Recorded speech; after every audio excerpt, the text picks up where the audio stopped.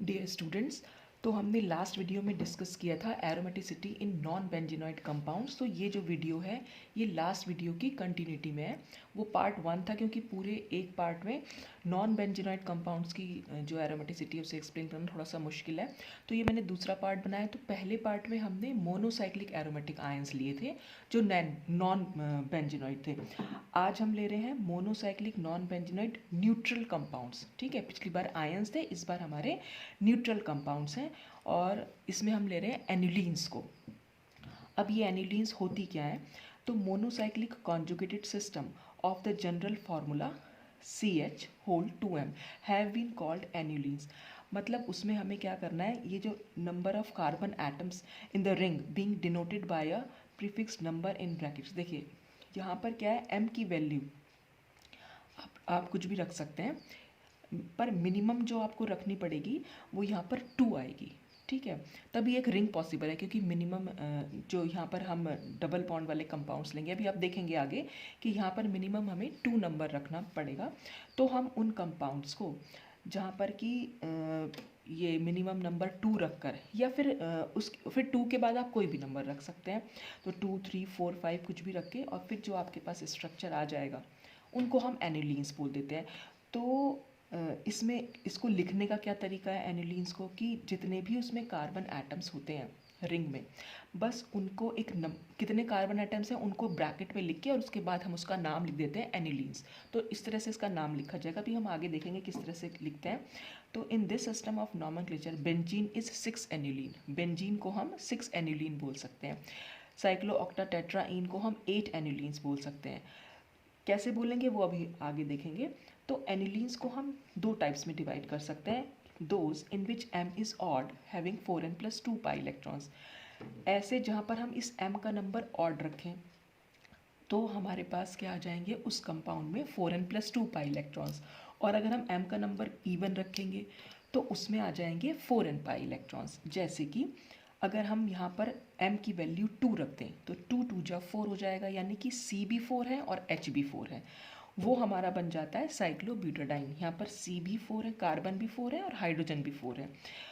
तो अब क्योंकि नंबर ऑफ कार्बन एटम्स 4 है तो बस उस 4 को हमें स्क्वायर ब्रैकेट में लिखना है और बाद में उसको एनिलीन लिख देना है। तो हम साइक्लोब्यूटाडाइन को 4 एनिलीन भी बोल सकते हैं, जहाँ पर m की वैल्यू हमने 2 रखी। ठीक है, फिर अगर हम m की वैल्यू 3 रखेंगे तो अगर हम m की वैल्यू 3 रखेंगे तो 3 2 जा 6, यानी कार्बन भी 6 हो जाएंगे और हाइड्रोजन भी 6। तो C6H6 हमारी बेंजीन होती है। तो हमने ये बना दिया। अब क्योंकि कार्बन का नंबर जो है 6 है तो हमने उसे ब्रैकेट में लिखा और आगे हमने एनिलीन लिख दिया। इसी तरह हम साइक्लोऑक्टाटेट्राईन को हम 8 एनिलीन भी बोल सकते हैं जब हम m की वैल्यू 4 रखेंगे। तो यहाँ पर आप देख रहे हैं कि जहाँ पर ये जो ऑड नंबर हमने m का लिया, यहाँ पर 4n + 2 पाई इलेक्ट्रॉन्स है, यानी इसमें हमारे 6 इलेक्ट्रॉन्स आ रहे हैं। तो 2 हो, 6 हो, 10 हो, ये सब हमारे जो होते हैं 4n + 2 पाई इलेक्ट्रॉन्स होते हैं। तो यहाँ पर ये आए और अगर हम m की वैल्यू यहाँ पर इवन रख रहे हैं तो आप देख पा रहे हैं यहाँ पर जो इलेक्ट्रॉन्स है वो 4n पाई इलेक्ट्रॉन्स है। इसमें भी 4n पाई इलेक्ट्रॉन्स है और यहाँ पर भी 4n पाई इलेक्ट्रॉन्स है। 4n पाई इलेक्ट्रॉन्स 4 नंबर से शुरू होते हैं और 4 4 का हम डिफरेंस रख देते हैं। तो 4, फिर 4 के बाद 8, 8 के बाद 12।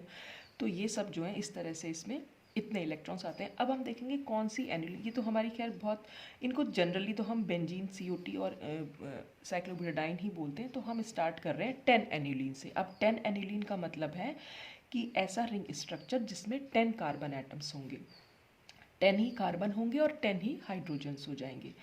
अब क्या होती हैं ये 10 एनिलीन्स? तो 10 annulenes can exist in following isomeric forms. ये कुछ आइसोमेरिक फॉर्म्स में हम इसको दिखा सकते हैं, शो कर सकते हैं। एक होती है डाई ट्रांस 10 एनिलीन, एक हो जाएगी all cis 10 annulene and monotrans 10 annulene. अब ये डाई ट्रांस, मोनोट्रांस और ऑल सिस का क्या मतलब है वो हम इसके स्ट्रक्चर में समझेंगे। तो पहले आप इसका स्क्रीनशॉट ले लीजिए। अच्छा, देखो ये हमने बनाई, ये हमारी कहलाती है डाई ट्रांस। ठीक, ये है ऑल सिस और ये है मोनोट्रांस। अब यहाँ पर आप काउंट भी कर सकते हैं, हमारे जो कार्बन एटम्स हैं यहाँ से अगर हम काउंट करें तो 10 कार्बन एटम्स होंगे और 10 ही हाइड्रोजन एटम्स होंगे। तो इसको हम, एक तो पहली बात, इस 10 एनिलीन को हम साइक्लोडीका पेंटाइन भी बोल सकते हैं। अब ये साइक्लो डीका पेंटाइन कैसे बोला हमने? देखिए साइक्लो तो इसलिए क्योंकि साइक्लिक स्ट्रक्चर है साइक्लो। फिर डी का किस लिए? क्योंकि इसमें 10 कार्बन एटम्स हैं, तो 10 कार्बन एटम्स जब होते हैं तो हम उसके लिए डी का वर्ड यूज़ करते हैं। पेंटाइन, पेंटाइन का मतलब इसमें 5 डबल बॉन्ड है, तो ये 5 हमें डबल बॉन्ड यहाँ पर दिखाई भी दे रहे हैं, तो साइक्लो डी का पेंटाइन हम इसको बोल सकते हैं। अब हम इसको बोल रहे हैं डाई ट्रांस, तो हम डाई ट्रांस यहाँ पर इसलिए बोला गया क्योंकि इसमें 2 डबल बॉन्ड जो हैं वो ट्रांस हैं, ठीक है। अब वो ट्रांस कैसे हैं वो हम यहाँ पर देखें। ट्रांसफॉर्म आप लोगों को पता ही होगी, ट्रांसफॉर्म क्या होती है। ट्रांसफॉर्म में हम कुछ इस तरह से लिखते हैं, ठीक है। अगर दोनों हाइड्रोजन को हम ऑपोजिट साइड दिखाएं, यहाँ पर आपका कोई और भी ग्रुप हो सकते हैं, ठीक है। तो डबल बॉन्ड से जब दोनों सिमिलर ग्रुप्स ऑपोजिट साइड्स पर होते हैं, यहाँ पर सिर्फ हाइड्रोजन के बारे में ही बात करेंगे, तो मैंने इसलिए हाइड्रोजन वाला ही एग्जाम्पल आपको समझा रही हूँ कि ट्रांस बॉन्ड्स क्या हुए, जहाँ पर भी हाइड्रोजन जो है वो ऑपोजिट साइड पर हुआ, तो उसको हम ट्रांस बॉन्ड बोल रहे हैं यहाँ पर। और सिस बॉन्ड क्या हो जाएंगे, जहाँ पर दोनों हाइड्रोजन जो है वो सेम साइड पर होंगे और यहाँ पर कोई ग्रुप्स जुड़े हुए होंगे, ठीक है। तो अगर हम बात करें, जैसे यहाँ से अगर हम स्टार्ट करें, ये डबल बॉन्ड है, तो देखिए डबल बॉन्ड में एक बॉन्ड ऊपर जा रहा है और एक बॉन्ड नीचे जा रहा है, तो जब भी साइक्लिक स्ट्रक्चर होता है आपको वहाँ पर भी ऐसे ही नोटिस करना है कि ये डबल बॉन्ड है। डबल बॉन्ड से एक बॉन्ड ये नीचे है और एक बॉन्ड ऊपर है, तो जो ऊपर बॉन्ड होगा वहाँ पर हाइड्रोजन लिखा हुआ, ऑब्वियस ही बात है कि वहाँ हाइड्रोजन होगा, ठीक है। अब जब ये हाइड्रोजन, अब इसी डबल बॉन्ड में हम देखें एक बॉन्ड ये ऊपर जा रहा है और एक बॉन्ड ये नीचे जा रहा है, H, ये जो हाइड्रोजन है, तो यानी डबल बॉन्ड से एक हाइड्रोजन ऊपर दिखा रहे हैं और एक हाइड्रोजन हम नीचे दिखा रहे हैं। यहाँ पर भी डबल बॉन्ड से एक हाइड्रोजन ऊपर और एक हाइड्रोजन नीचे, तो ये वाला बॉन्ड जो हो गया वो ट्रांस हो गया, इसी के लिए हमने यहाँ पर ट्रांस लिख दिया। फिर हम अगर नेक्स्ट बॉन्ड देखें, नेक्स्ट बॉन्ड ये डबल बॉन्ड है, डबल बॉन्ड से एक बॉन्ड इधर की साइड जा रहा है तो दूसरी बॉन्ड इसके ऑपोजिट साइड जाएगा, वो भी एक H है। ये डबल बॉन्ड देखा, इसमें एक बॉन्ड इधर जा रहा है तो एक बॉन्ड इधर जाएगा, ठीक है। इस डबल बॉन्ड को अगर मैं ऐसे बना दूँ तो ये ऐसे और ऐसे ट्रांस हो जाएगा, ठीक है। और अगर मुझे सिस दिखाना है तो दोनों हाइड्रोजन सेम साइड हो जाएंगे, यहाँ पर कोई भी ग्रुप जुड़ा हुआ हो सकता है, ठीक है। तो डबल बॉन्ड का बस आपको 2 बॉन्ड्स देखने हैं, अगर इस तरह से है तो एक राइट होगा एक लेफ्ट होगा, और अगर इस तरह से है तो एक ऊपर होगा एक नीचे होगा। तो देख रहे हैं इसमें दोनों हाइड्रोजन जो है वो सिमिलर साइड है, तो इसलिए ये सिस बॉन्ड हो गया, तो इसके लिए हमने यहाँ पर सिस लिख दिया। फिर इस बॉन्ड की बात करें, ये डबल बॉन्ड है, एक बॉन्ड ऊपर है तो एक बॉन्ड नीचे की साइड है, ये H हो गया। ये डबल बॉन्ड, इसमें एक बॉन्ड नीचे तो एक बॉन्ड ऊपर, तो ये डबल बॉन्ड से दोनों हाइड्रोजन क्योंकि ऑपोजिट साइड्स पर है इसलिए इसके लिए हम ट्रांस लिखेंगे। फिर इस वाले डबल बॉन्ड पे आ जाइए, इस डबल बॉन्ड से एक बॉन्ड यहाँ जा रहा है तो एक बॉन्ड H, ये डबल बॉन्ड से एक बॉन्ड इधर है तो ये बॉन्ड H, तो डबल बॉन्ड से दोनों हाइड्रोजन सिमिलर साइड है इसलिए इसके लिए भी हमने लिखा सिस। ऐसे इस डबल बॉन्ड को देख लेंगे, यहाँ पर भी एक हाइड्रोजन है और ये भी हाइड्रोजन है, तो एक बॉन्ड इधर हो गया डबल बॉन्ड का, एक इधर, इस डबल बॉन्ड से एक बॉन्ड इधर तो एक बॉन्ड इधर, तो ये भी सिस है, तो इसके लिए हमने सिस लिखा। तो क्योंकि इसमें 2 ट्रांस आए हैं तो इसलिए हमने इसको डाई ट्रांस 10 एनिलीन बोल दिया।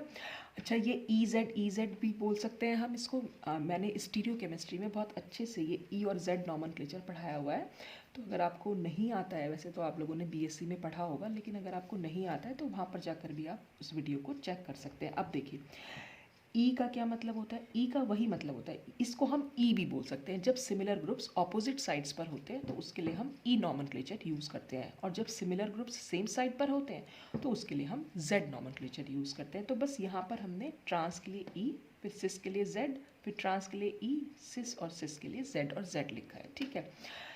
ऐसा ही एक दूसरा आइसोमर है इसका, जिसको हम ऑल सिस बोल रहे हैं, यानी जितने भी डबल बॉन्ड्स हैं वो सब सिस बॉन्ड्स हैं, तो जितने भी डबल बॉन्ड्स हैं सारे सिस हैं, और आप देख भी सकते हैं सब में दोनों हाइड्रोजन जो है वो बाहर की साइड है, यानी कि सिमिलर साइड है, ठीक है। इस तरह सब में बना सकते हैं आप, तो सारे के सारे ही जेड हैं, तो इसलिए हम इसको ऑल सिस भी बोल रहे हैं। फिर एक और इसमें आता है कि मोनोट्रांस, यानी इसमें आप देखेंगे सिर्फ एक ही बॉन्ड जो है वो ट्रांस बॉन्ड है, और वो कौन सा बॉन्ड है, ये वाला डबल बॉन्ड से एक बॉन्ड इधर गया तो एक बॉन्ड इधर गया, ये इधर की साइड गया तो ये ऊपर चला जाएगा, तो ये दोनों हाइड्रोजन जो है डबल बॉन्ड से ऑपोजिट साइड्स पर हैं, तो इसलिए हम इसको ट्रांस बोलते रहे और इसीलिए हम इसका ई नाम दे रहे हैं, ई नॉमेनक्लेचर है मतलब इसका। तो ये जो 3 फॉर्म्स यहाँ पर दिखाई गई हैं 10 एनिलीन्स की, एक्चुअल में ये तीनों आइसोमर्स जो होते हैं वो एरोमेटिक नहीं होते नेचर में। अब वो सब हम डिस्कस कर लेते हैं कैसे, कि although these 3 isomers have 4n+2 pi electrons, यहाँ पर सब में 4n+2 पाई इलेक्ट्रॉन्स हैं, सब में क्योंकि हमारे जो होते हैं वो 5 बॉन्ड्स हमें दिखाई दे रहे हैं, तो इसलिए 10 पाई इलेक्ट्रॉन्स होंगे, और 10 पाई इलेक्ट्रॉन्स 4n+2 रूल को फॉलो भी कर रहा है, but they are not aromatic in nature. Huckel rule तो फॉलो कर रहा है लेकिन उसके बाद भी ये एरोमेटिक नहीं है। क्यों नहीं है? देखिए साइक्लिक भी है यहाँ पर, साइक्लिक है ये, कॉन्जुगेशन भी है यहाँ पर, लेकिन ये प्लानर नहीं है। All the 3 isomers are non planar, ये सब के सब नॉन प्लानर हैं। जैसे अगर हम इसकी बात करें, in ditrans 10 annulenes 2 internal hydrogens prevent the molecule from assuming a planar configuration. ये जो डबल बॉन्ड से ये जो दो हमें दिख रहे हैं, देखिए एक हाइड्रोजन यहाँ पर अंदर की साइड, मतलब आप समझ सकते हैं कि डबल बॉन्ड से एक हाइड्रोजन नीचे की साइड है और इस डबल बॉन्ड से एक हाइड्रोजन ऊपर की साइड है। एक्चुअल में है क्या ये स्ट्रक्चर, कि ये बिल्कुल प्लेनर स्ट्रक्चर है, लेकिन जो ये दो हाइड्रोजन है इस प्लेन में, एक हाइड्रोजन ऐसे ऊपर की साइड है, समझ लीजिए आप इस पेपर से ऊपर, और एक हाइड्रोजन इस पेपर से नीचे है, तो ये प्लेनर मतलब प्लेन में नहीं रह पाता मॉलिक्यूल, तो ये प्लानर स्ट्रक्चर रह नहीं पाता है, तो इसलिए ये नॉन प्लानर हुआ। तो ये जो दोनों हैं, इन दोनों हाइड्रोजन की वजह से इसको जो है प्लानरिटी नहीं मिल पाती। अच्छा, यहाँ पर एंगल स्ट्रेन बहुत ज़्यादा है, इसलिए ये प्लेन में नहीं रह पाता। यहाँ पर भी एंगल स्ट्रेन है और ये फिर एक बॉन्ड तो है ही इसमें, ट्रांस बॉन्ड, तो इस वजह से इन सब की प्लानरिटी जो है वो डिस्टर्ब्ड है। लेकिन हाँ, इस वाले कंपाउंड को हम प्लानर बना सकते हैं। कैसे? अगर हम इन दोनों हाइड्रोजन को रिप्लेस कर दें मिथाइलिन ब्रिज से, यानी CH2 ग्रुप जो हो गया, तो replacing two interacting hydrogen in di trans isomers gives 1,6 methano 10 annulene in which the trans annular interaction are removed. देखिए ये हमने 1,6 मिथेनो बना दिया। अब 1,6 मिथेनो क्यों बोल रहे हैं, ये 1 नंबर दें, 2 3 4 5 6, तो यहाँ 1 और 6 पर एक मिथाइलिन ब्रिज है। मतलब कैसे है ये मिथाइलिन ब्रिज, कि ये तो बिल्कुल प्लेन में, ये जो पूरी जो हमने ये जो स्ट्रक्चर बनाया हुआ है ये तो पूरा प्लेन में है, और जो यहाँ पर ये जो दोनों कार्बन एटम है, इन दोनों कार्बन एटम से मिथाइलिन ब्रिज जो है वो ऊपर की साइड आ गया है, तो नीचे वाला स्ट्रक्चर जो है वो बिल्कुल प्लेन में है। मतलब हमने क्या करा, इन दोनों कार्बन एटम से क्योंकि मिथाइलिन ब्रिज जुड़ा हुआ है, तो वो मिथाइलिन ब्रिज तो ऊपर की साइड है, ठीक है, वो तो टेट्राहेड्रल है, तो वो तो ऊपर की साइड है, लेकिन नीचे की साइड ये जो दो टाइप की रिंग हमें दिख रही है वो बिल्कुल प्लेन में है। तो जो नीचे वाला रिंग सिस्टम हो गया वो प्लानर भी हो गया, कॉन्जुगेटेड भी हो गया, उसमें 4n+2 पाई इलेक्ट्रॉन्स भी हो गए, और साइक्लिक तो ये है ही, तो इसलिए ये नेचर में एरोमेटिक होता है ये कंपाउंड, जिसको हम 1,6 मिथानो 10 एनिलीन बोलते हैं। और इसके NMR स्पेक्ट्रम से भी हमें मालूम पड़ता है कि ये एक डाइट्रॉपिक मॉलिक्यूल है। तो जो डाइट्रॉपिक मॉलिक्यूल्स होते हैं वो हमारे जो होते हैं वो एरोमेटिक होते हैं नेचर में, जो पैराट्रॉपिक होंगे वो एंटी एरोमेटिक होंगे। तो ये डाइट्रॉपिक और पैराट्रॉपिक मैं अपने प्रीवियस वीडियोस में एक्सप्लेन कर चुकी हूँ, जिसमें मैंने क्राइटेरिया फॉर एरोमेटिसिटी बताया था, तो वहाँ पर आप देख सकते हैं कि डाइट्रॉपिक कैसे है, क्योंकि इसके जो आउटर प्रोटॉन्स होते हैं वो डी शील्डेड होंगे और जो इनर प्रोटॉन्स होते हैं वो शील्डेड होते हैं। तो ऐसे मॉलिक्यूल्स को हम डाइट्रॉपिक बोलते हैं और वो नेचर में एरोमेटिक होते हैं। तो इस वजह, तो ये जो थी कि एरोमेटिसिटी 10 एनिलीन्स में कैसे आई, तो यहाँ पर हम इस तरह से इसको एक्सप्लेन कर सकते हैं। तो आप चाहें तो इसका स्क्रीनशॉट ले सकते हैं। उसके बाद हम नेक्स्ट एनिलीन देखेंगे, 14 एनिलीन। अब 14 एनिलीन, इसका मतलब इसमें जो होंगे 14 कार्बन एटम्स होंगे और 14 ही हमारे हाइड्रोजन एटम्स होंगे। तो 14 annulene follows the Huckel 4n+2 pi rule. तो हकल रूल तो फॉलो कर रहा है, क्योंकि हकल वही मैंने आपको बताया, वो 2 से हम बेसिक 2 पाई इलेक्ट्रॉन्स होते हैं बेसिक सिस्टम में। हकल रूल अगर वो फॉलो करे, फिर 4 का डिफरेंस होता है, तो 2 के बाद हमारा 6 आ जाएगा, 6 के बाद 10, 10 के बाद 14। तो इस तरह से 14 वाला जो है इसमें 4n+2 पाई इलेक्ट्रॉन्स हैं, but due to the 4 inner hydrogens overlap this compound is not exactly planar. देखिए ये 14 एनिलीन का स्ट्रक्चर है आपके सामने, इसमें अगर आप काउंट करेंगे तो 14 आपको कार्बन और हाइड्रोजन दिखेंगे, और इसका नाम हम और क्या दे सकते हैं, साइक्लोटेट्रा डी का हेप्टाइन। साइक्लो तो ये है ही, टेट्रा डी का मतलब है 14 कार्बन एटम्स। 10 कार्बन एटम अगर होते हैं तो हम डी का लगाते हैं, उसमें हम टेट्रा हम 4 के लिए लगाते हैं, तो 10 और +4 इसका मतलब 14। तो जब हमें 14 10 से ऊपर जब भी आपको लिखना हो, तो 10 को तो 10 के लिए जो हम यूज़ करते हैं वर्ड, उसको हम बाद में लिखते हैं, और जो बाकी बचे हैं उसको हम पहले लिख देते हैं। तो टेट्रा डी का, और हेप्टाइन क्यों, क्योंकि इसमें हमें जो दिखाई दे रहे हैं वो 7 डबल बॉन्ड हमें दिख रहे हैं, 1 2 3 4 5 6 7, तो इसलिए हम इसका नाम ये भी दे सकते हैं। तो आप इसमें देख सकते हैं, इसमें 4 इनर हाइड्रोजन है। तो ये 4 इनर हाइड्रोजन जो है आपस में ओवरलैप करते हैं और आपस में ओवरलैपिंग की वजह से, आपस में इंटरेक्शन की वजह से ये बहुत ज़्यादा प्लानर नहीं रह पाता। हालांकि प्लानरिटी होती लेकिन बहुत ज़्यादा प्लानर नहीं है। X-rays study shows that although all carbon carbon bonds are of equal length, X-ray ने हमें बताया कि जितने भी कार्बन कार्बन बॉन्ड्स हैं सबकी इक्वल लेंथ है, जैसा कि हमें एरोमेटिसिटी के लिए चाहिए भी। But molecule is not planar, लेकिन मॉलिक्यूल जो है हमारा प्लानर नहीं है। लेकिन जब हम इसका एनएमआर स्पेक्ट्रम देखते हैं तो उससे हमें मालूम पड़ता है कंपाउंड डाइट्रॉपिक है।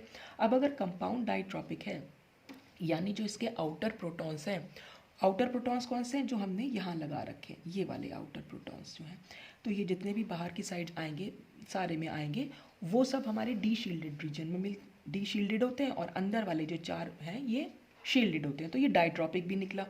अब अगर ये डाइट्रॉपिक है तो इसका मतलब इसमें एरोमेटिसिटी तो है, ये कंपाउंड एरोमेटिक है, लेकिन हाँ उतना एरोमेटिक नहीं है, इसकी एरोमेटिसिटी थोड़ी सी रिड्यूस हो जाती है। 10 14 annulene is aromatic although it is not planar, हालांकि प्लानर नहीं है। Although 14 annulene is aromatic, the overlapping of the van der Waals radii of the 4 inner hydrogen reduces its aromaticity। तो यही जो ओवरलैपिंग इनकी हो रही है हाइड्रोजन की, इसकी वजह से, क्योंकि प्लानरिटी प्लानरिटी नहीं रही, तो इसका मतलब क्या हुआ, ये एरोमेटिक तो है क्योंकि एनएमआर स्पेक्ट्रम से हमें मालूम पड़ा है, लेकिन इसकी एरोमेटिसिटी थोड़ी सी रिड्यूस हो जाती है इन हाइड्रोजन्स की ओवरलैपिंग की वजह से, और इसीलिए एरोमेटिसिटी रिड्यूस हो जाती है, इसीलिए कंपाउंड बहुत ज़्यादा स्टेबल नहीं होता, रिएक्टिव होता है नेचर में। तो ये था 14 एनिलीन के बारे में। अब नेक्स्ट जो हम देखेंगे वो देखते हैं 18 एनिलीन। तो 18 एनिलीन भी हकल्स रूल को फॉलो कर रहा है।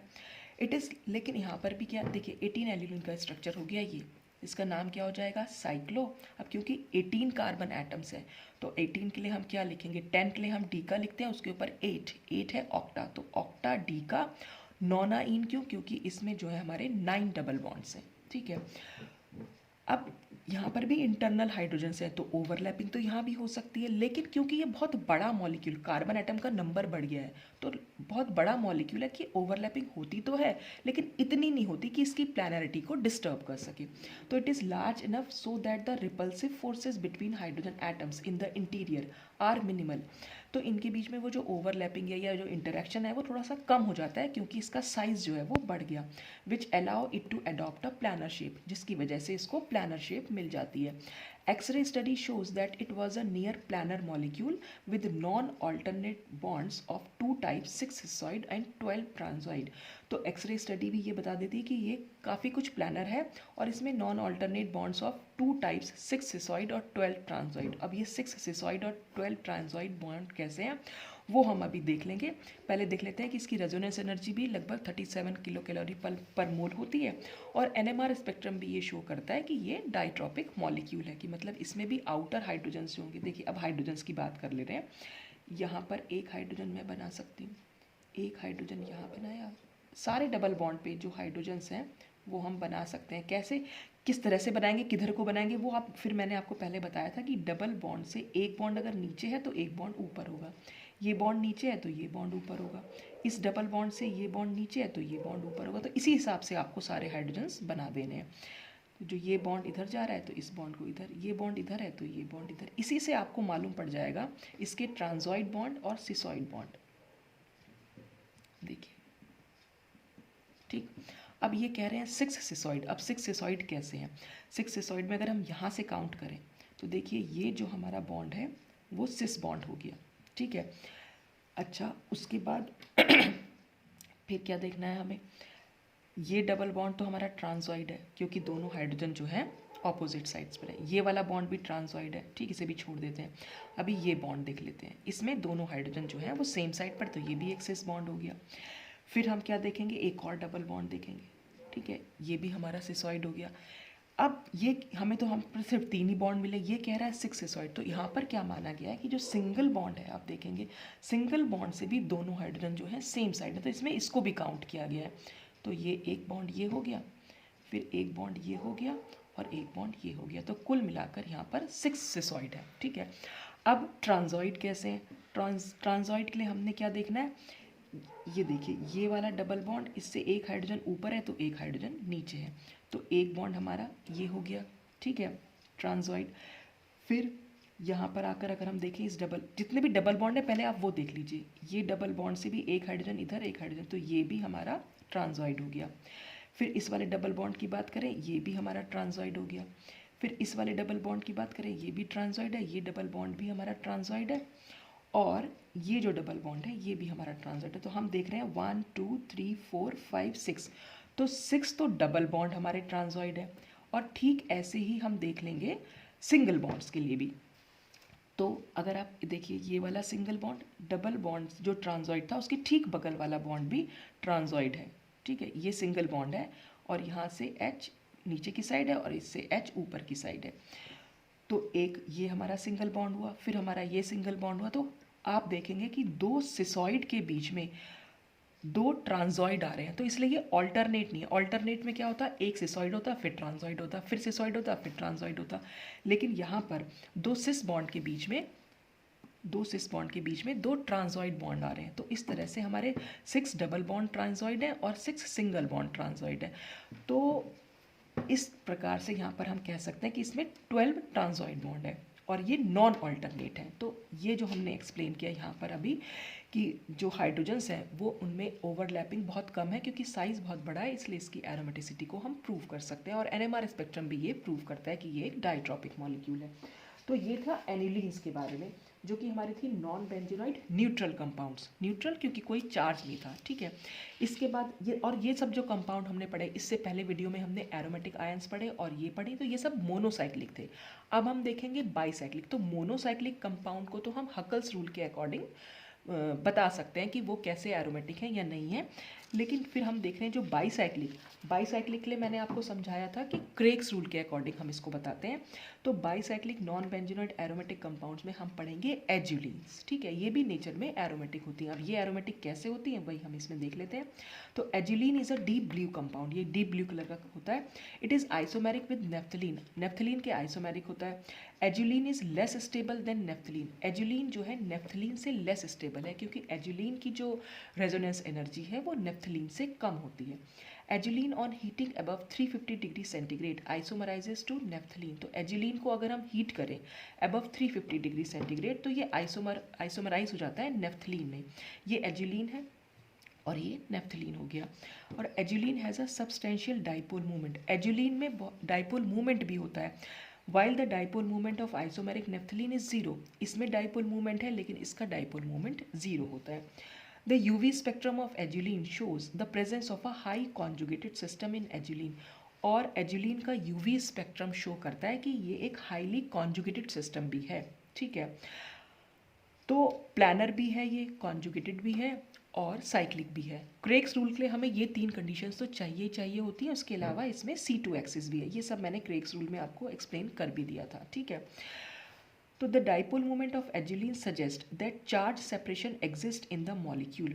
तो डाइपोल मोमेंट से ही हमें इसके मालूम पड़ता है। देखिए डाइपोल मोमेंट कहाँ पर होगा, जहाँ पर चार्ज सेपरेशन होगा, जहाँ पर दो पोल्स बनेंगे, एक पॉजिटिव पोल एक नेगेटिव पोल, इसका मतलब चार्ज सेपरेशन है वहाँ पर।